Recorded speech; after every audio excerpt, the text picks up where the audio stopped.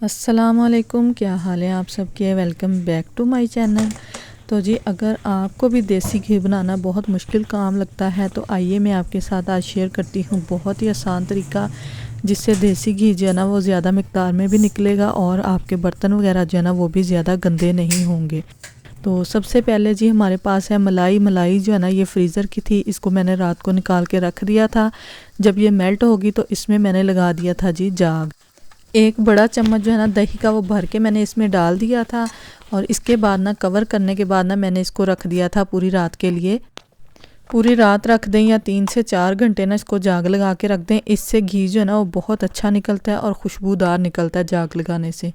फिर जी इसको मैं करने लगी थी बीट। इसको 4 से 5 मिनट ही हम बीट करेंगे ना अच्छी तरह से, तो इसका मक्खन जो है ना वो ऊपर आने लग जाएगा। बीटर है उससे करना चाहते हैं आप तो उससे कर लें, मैंने तो चम्मच से ही किया था और ये जितनी देर में मैंने किया ना इतनी देर में ही मक्खन जो है ना वो बन गया था।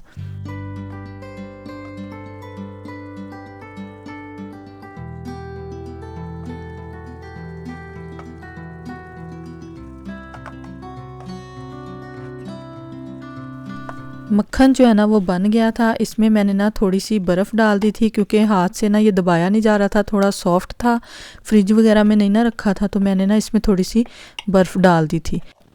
बर्फ़ डाल दें या ना थोड़ी देर के लिए इसको फ्रिज में रख दें, जिससे ये थोड़ा सख्त हो जाएगा और फिर जब हम दबाएंगे ना इसको हाथों से पेड़े बनाएंगे तो इसका पानी जो है ना एक्स्ट्रा वो निकल जाएगा। और मक्खन का पता आपको इस तरह से लगेगा, जब आप इसको उठाएंगे ना हाथ में तो इस तरह से ये ना बाइंड होने लग जाएगा। जैसे ही ये थोड़ा सा ठंडा हो गया था ना तो मैं इसको हाथों की मदद से ना अच्छी तरह से दबा दबा के ना इसके पेड़े बना रही थी और पानी जो ना इसका निकाल रही थी।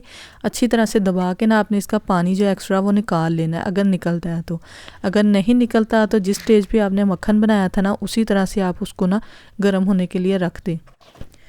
इस तरीके से ना आपके बर्तन वगैरह भी ज़्यादा नहीं गंदे होंगे। और बाज़ लोग जो ब्लेंडर में निकालते हैं ना वो सारा कुछ जो है ना वो ख़राब हो जाता है और मक्खन जो है ना उसके अंदर ही जग के लगा रहता है और काफ़ी ज़्यादा जो है ना वो फिर वेस्ट भी हो जाता है। तो इधर जी मैंने इसको पकने के लिए रख दिया है। 2 से 3 उबाले आए ना तो मैं चूल्हे को ना बंद कर दूँगी, क्योंकि हमने इसको ज़्यादा देर नहीं पकाना, सिर्फ 2 से 3 उबाले ना वो दिलवाने हैं। उसके बाद ना हमने इसको बंद कर देना चूल्हे को।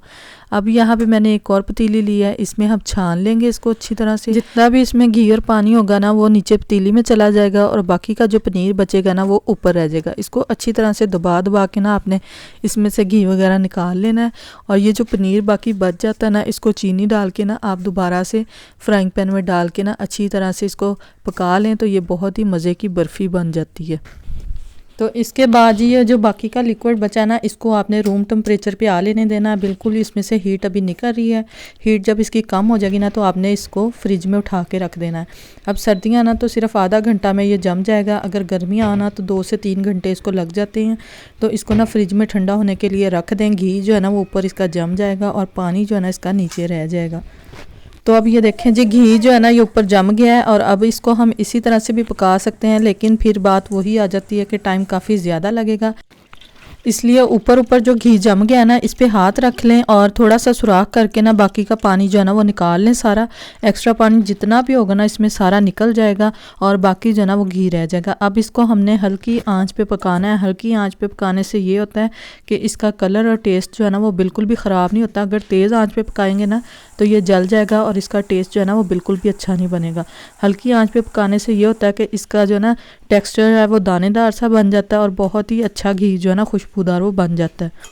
5 से 7 मिनट लगेंगे और घी जो है ना वो ट्रांसपेरेंट से हो जाएगा। इसका मतलब है कि हमारा घी जो है ना वो बन गया है।